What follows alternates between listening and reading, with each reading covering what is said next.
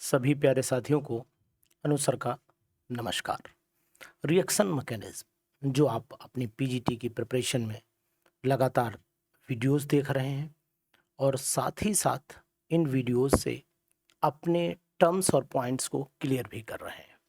PGT का examination जल्द होगा, इस उम्मीद के सहारे हम लोग प्रिपरेशन में लगे हुए हैं और मैं उम्मीद करता हूं कि प्रिपरेशन में आप पूरी तन्मयता के साथ में लगे भी रहेंगे, क्योंकि एग्जामिनेशन देर से हो सकता है लेकिन होगा जरूर, ये मेरा अपना भरोसा है। तो इसी उम्मीद के साथ में रिएक्शन मैकेनिज्म से जुड़े हुए कुछ क्वेश्चंस मैं आपकी सीरीज में लेकर के आया हूं। और ये क्वेश्चन क्या है? क्वेश्चन नंबर 1, द रिएक्शन, ये आपका 3 डिग्री का एल्काइल हैलाइड है। जब वाटर से रिएक्शन करता है तो ये आपने 3 डिग्री का एल्कोहल बना दे रहा है, तो इसका मतलब ये आपका न्यूक्लियोफाइल ने सब्स्टिट्यूट किया है, तो इसका मतलब ये न्यूक्लियोफिलिक सब्स्टिट्यूशन रिएक्शन के अंतर्गत आनी चाहिए। यानी कि सब्स्टिट्यूशन ऑप्शन दे रखा है, न्यूक्लियोफिलिक नहीं दे रखा है, तो फिलहाल मैं इसको न्यूक्लियोफिलिक सब्स्टिट्यूशन रिएक्शन यानी सब्स्टिट्यूशन रिएक्शन में ले जाऊंगा। तो बहुत ही अच्छा क्वेश्चन है, ऐसे क्वेश्चन आप प्रैक्टिस करते रहिए। देखिए, पीजीटी की प्रिपरेशन के लिए क्वेश्चन की कंटिन्यूटी जरूरी है। सिलेक्शन तभी होता है जब आप कितने भी कॉन्फिडेंट क्यों ना हो, लेकिन आप प्रैक्टिस की कंटिन्यूटी को बनाए रखें। और अगर हमारे एमसीक्यू प्रैक्टिस के बैच को ज्वाइन करना चाहते हैं तो उसका लिंक डिस्क्रिप्शन में दिया हुआ है, उसको आप ज्वाइन कर सकते हैं। नॉर्मल चार्जेस के अंतर्गत उसे रखा गया है, बहुत बड़ी चीज़ उसके लिए नहीं रखी गई है। तो अगर आप चाहते हैं उसे ज्वाइन करना तो पर्टिकुलर सेपरेट क्लास के लिए आप उसे ज्वाइन कर सकते हैं, कोई प्रॉब्लम नहीं है। In which of the following species all the carbon have the sp3 hybridized, इसमें सभी कार्बन sp3 हाइब्रिडाइज्ड हों तो ऐसी कंडीशन देखो, यहाँ तो sp2 आ जाएगा, यहाँ पे भी sp2 आ जाएगा, यहाँ पे भी sp2, लेकिन यहाँ पर अगर देखो तो ये कार्बन भी sp3 होगा, ये कार्बन भी sp3 होगा, ये दोनों कार्बन sp3 होंगे, क्योंकि कार्बन की बात की तो ऑक्सीजन से कोई मतलब हमारा नहीं है। तो आंसर यहाँ पर भी सेकंड वाले में भी बी ही आएगा। बहुत ही अच्छा क्वेश्चन है और ये क्वेश्चन आ सकता है, इम्पॉर्टेंट है, तो यहाँ पर आप ब्रैकेट में पीजीटी इम्पॉर्टेंट में भी इसको नोट कर लीजिए, ठीक है ना। और एक चीज़ हमेशा याद रखिए कि जब भी सफल होना होता है तो क्या होता है कि सफलता से पहले बहुत सारी परेशानियां आपको दिखाई जरूर देती। हो सकता है एग्जामिनेशन का जो लेट है वो आपकी सफलता का प्रतीक बन जाए, आपकी तैयारी बढ़िया हो जाए। तो बहुत सारी चीज़ें पॉजिटिव रखिए, अपने आप को, अपनी एनर्जी को हमेशा पॉजिटिव बनाए रखिए, आप कभी भी हार नहीं आपकी होगी, ये बात भी ध्यान दीजिएगा। थर्ड क्वेश्चन है कि अरेंजमेंट ऑफ, ये आपका 3 डिग्री का है, ये आपका टर्सरी हो गया, ये सेकेंडरी हो गया, primary. When attach to the benzyl or an unsaturated group in increasing order of inductive effect, यानी कह रहा है कि अगर इसमें हम लोग बेंजाइल ग्रुप से अटैच कर देते हैं तो सिंपल सी बात है कि 3 डिग्री जो इंक्रीजिंग और इंडक्टिव इफेक्ट जो है वो फिर 1 डिग्री में ज़्यादा हो जाना चाहिए, है ना। अगर हम लोग इसमें बेंजाइल अटैच कर दें, बेंजाइल समझते हो आप, बेंजाइल या फिर कोई भी अनसैचुरेटेड अटैच करेंगे तो ऑटोमेटिकली ये वाला ज़्यादा शो करेगा इंडक्टिव इफेक्ट, मतलब ऑर्डर यही होगा। तो plus I effect, automatically plus I effect hyper conjugation को इंक्रीज कर देगा। और जब हाइपर कॉन्जुगेशन को इंक्रीज कर देगा तो यही होगा कि नंबर ऑफ अल्फा हाइड्रोजन बढ़ जाएंगे और हाइपर कॉन्जुगेशन स्ट्रक्चर ज़्यादा बनेंगे, प्लस आई इफेक्ट ज़्यादा डोमिनेंट हो जाएगा। तो फिर मेरे हिसाब से आंसर यही आना ही चाहिए, यानी कि आंसर नंबर ये आना चाहिए। तो बहुत ही स्पेशल संडे स्पेशल आपको ये मिल रहा है, यानी कि आप इसको कल आज की डेट में से प्रैक्टिस जरूर कर लीजिएगा, क्योंकि ये बहुत ही इम्पॉर्टेंट वीडियो है आपके लिए। यहाँ से क्वेश्चन पीजीटीज में आना निश्चित है, ये प्रैक्टिस आपको मजबूत जरूर बनाएगी। इन द एनाइन, एक एनाइन आपका लिखा हुआ है यहाँ पर, in the anion HCW negative the 2 carbon oxygen bonds are found to be equal length, यहाँ पर लेंथ इक्वल है। What is the reason? तो यहाँ पर मेरे हिसाब से रेजोनेटिंग स्ट्रक्चर रीज़न बनता है, क्योंकि अगर हम कार्बोक्सिलेट, ये जो हमारा आयन है फॉर्मेट आयन है, यहाँ पर फॉर्मेट आयन को अगर हम देखते हैं तो यहाँ पर O हो गया और यहाँ पर आपका O नेगेटिव, तो ये वाइब्रेशन रेजोनेंस करता है और रेजोनेंस की वजह से ही दोनों की बॉन्ड लेंथ इक्वल आ जाती है। तो the anion HCOO negative has two resonating structure, इसके दो रेजोनेटिंग बनेंगे और दोनों रेजोनेटिंग स्ट्रक्चर आपको दिखाई भी दे रहा हूँ। यहाँ पर एक रेजोनेटिंग आपका ये बन जाएगा यहाँ नेगेटिव और यहाँ पर ये, उसके बाद रेजोनेंस हाइब्रिड बन जाता है। तो ये इंपॉर्टेंट, बहुत ही इंपॉर्टेंट क्वेश्चन यहाँ पर पीजीटी एग्जामिनेशन लिख लीजिए। ऐसे क्वेश्चन की ट्यूनिंग ही इस बार आने वाली, इस बार इसी प्रकार के क्वेश्चंस आएंगे जैसे मैं आपको करा रहा हूँ। तो बिल्कुल धैर्य के साथ में हमारे साथ ये क्वेश्चन करिए। विच of the following does not have the sp2 hybridised carbon. देखो एसीटोन में तो sp2 हाइब्रिडाइज्ड होता है और एसिटिक एसिड में भी sp2 हाइब्रिडाइज्ड होता है ना। आपको पता होना चाहिए। एसिटामाइड, देखो अगर आप एसीटोन बना लेते हो तो बना करके प्रैक्टिस कर लो, बना करके चेक कर लो। यहाँ पर CO हो गया, यहाँ पर CH3, तो ये कार्बन sp2 हाइब्रिडाइज्ड है। एसिटिक एसिड भी सेम कंडीशन में है, ये एसिटिक एसिड हो गया, ये भी sp2 हाइब्रिडाइज्ड कार्बन है। और एसिटामाइड जब देखोगे तो ये भी, एसिटामाइड का फार्मूला वो यही होता है ना, एसिटामाइड का फार्मूला, तो ये भी sp2 हाइब्रिडाइज्ड होता है। एसीटोनाइट्राइल को अगर आप चेक करना चाहो तो एसीटोनाइट्राइल का फार्मूला होता है CH3C ट्रिपल बॉन्ड N। यहाँ पर हाइब्रिडाइजेशन आपकी आ जाती है 2 पाई है 1 सिग्मा, यहाँ पर sp हाइब्रिडाइजेशन आ जाती है। क्या कह रहा है यहाँ पर, एसीटोनाइट्राइल में कार्बन है ना जो है sp हाइब्रिडाइज्ड है और एक sp3 है।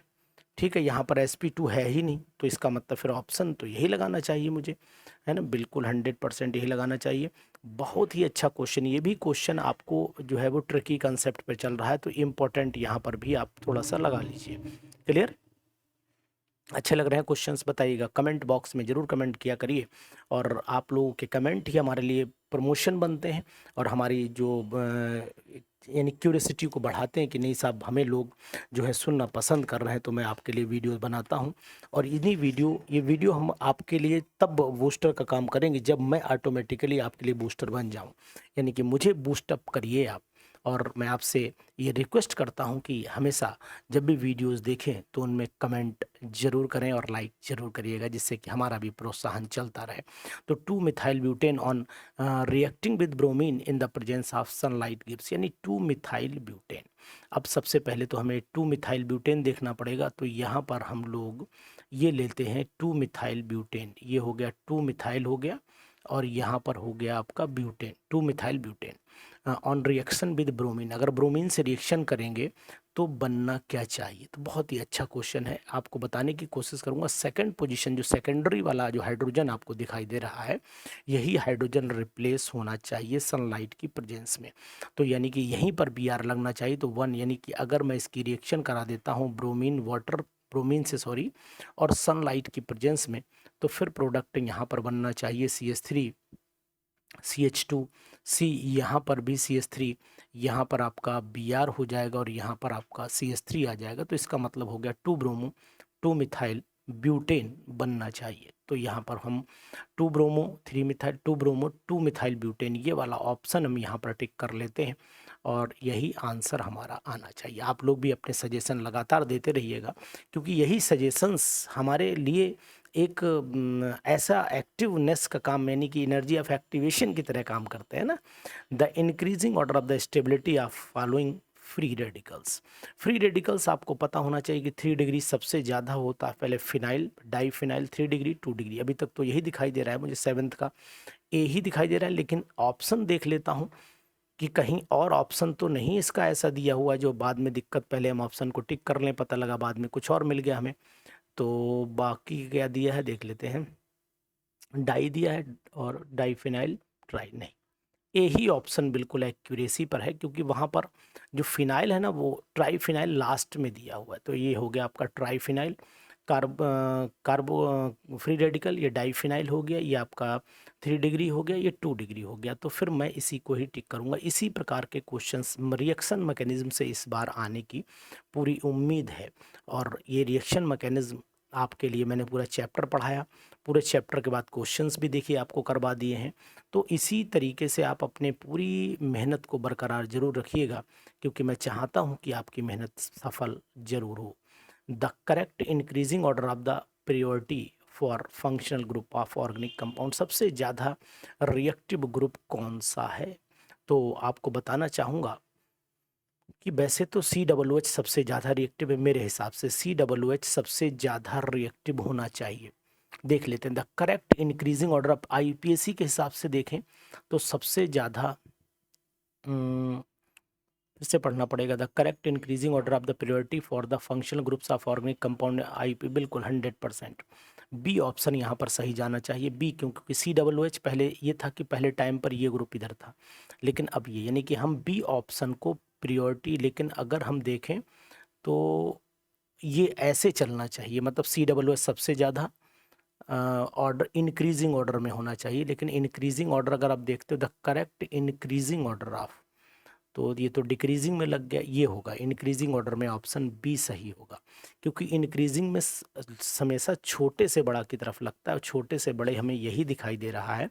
वैसे तो मेरे हिसाब से जो आना चाहिए वो ग्रुप जो है वो CHO यहाँ आना चाहिए, वो दिया नहीं है, तो ये अगर देखूँ तो ये डिक्रीजिंग ऑर्डर हो गया। ठीक है, तो प्रियोरिटी के हिसाब से अगर मैं देखूंगा तो सबसे ज़्यादा COOH स्ट्रॉन्गेस्ट होगा, उसके बाद SO3H आएगा, फिर CHO आएगा, फिर आपका CONS2 आएगा। ठीक है, फिर यही होना चाहिए। 8th का बी लगाइए।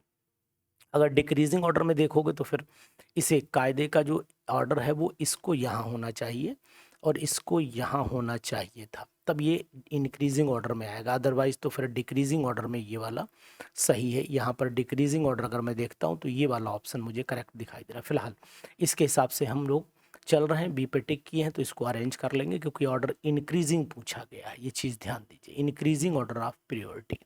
ठीक है, तो इंक्रीजिंग ऑर्डर ऑफ प्रियोरिटी मैंने बना दिया है। चलिए, डिक्रीजिंग होता तो नीचे का 9th वाला क्वेश्चन देखिएगा, the arrange the carb anion, arrange the carb anion in order of decreasing stability. तो सबसे ज़्यादा स्टेबल तो प्राइमरी ही होता है, ये बिल्कुल सत्य है, आपको पता भी होना चाहिए, लेकिन प्राइमरी यहाँ पर है नहीं, और प्राइमरी में बेंजाइल है, तो बेंजाइल हमारा हो गया, तो ये बेंजाइल को नंबर 1 दीजिए।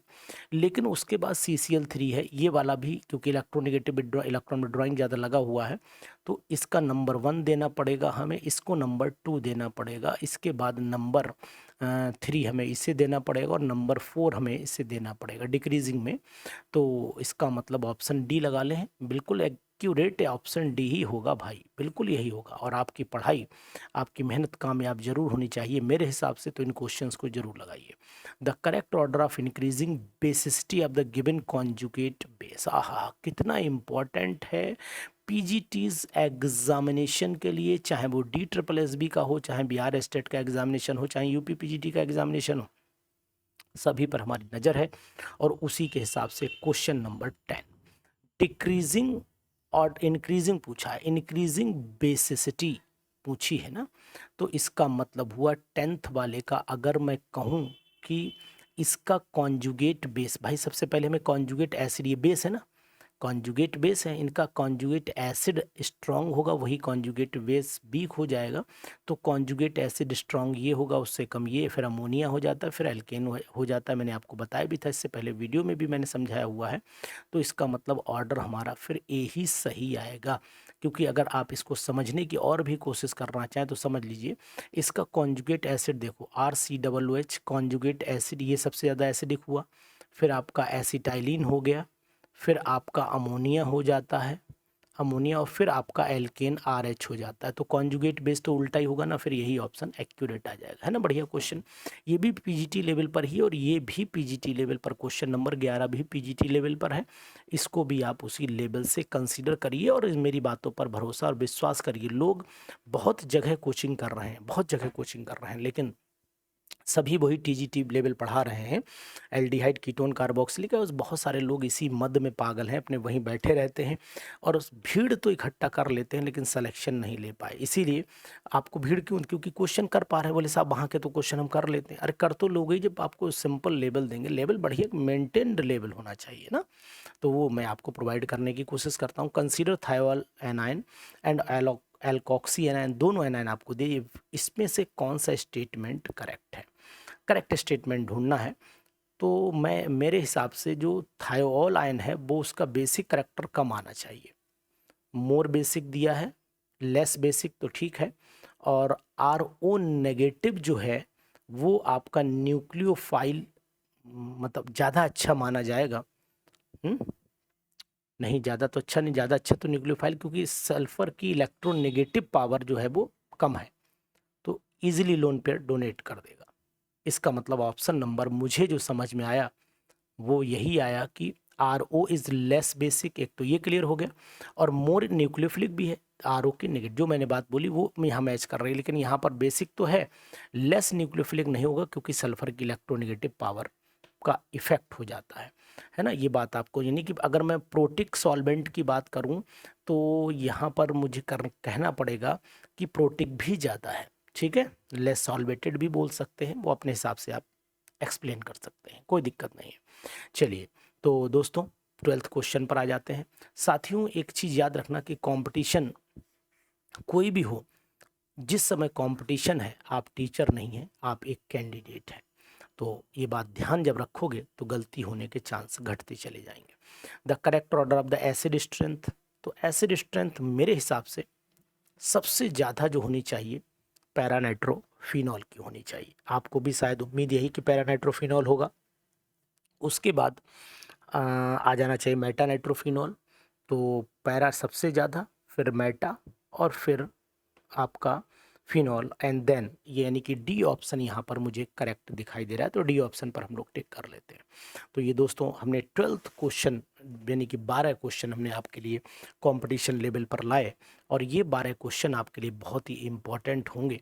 अगर आप चाहते हैं कि इसी स्टेप की सीरीज़ हम प्रैक्टिस करें, तो इसी सीरीज़ की प्रैक्टिस के लिए हमारे कॉन्टैक्ट नंबर से आप कॉन्टैक्ट भी कर सकते हैं, और एरोमा केमिस्ट्री क्लासेस का जो ऐप है अपने मोबाइल में डाउनलोड करके जो MCQs प्रैक्टिस का बैच है उसको भी यूज़ कर सकते हैं केवल प्रैक्टिस के लिए, और बेस्ट प्रैक्टिस होगी आपकी, जिससे कि आप अपनी परफॉर्मेंस इम्प्रूव कर सकते हैं।